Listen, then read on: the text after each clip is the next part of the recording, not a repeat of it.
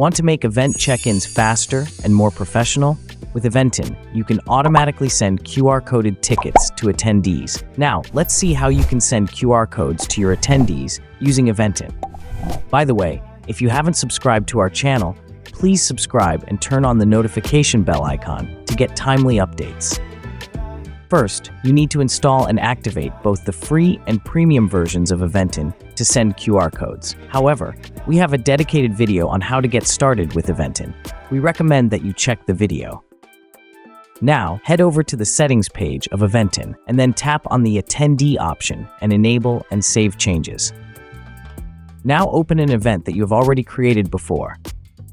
Check the event details once again and the ticket section. Once everything is done, hit Save Changes. Let's purchase a ticket and send a QR code to the attendee.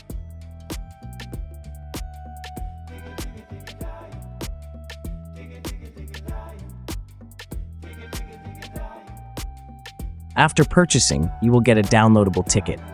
Download it, and here you can see the QR codes. Also, at the same time, you will receive an email with all the details, including the QR codes.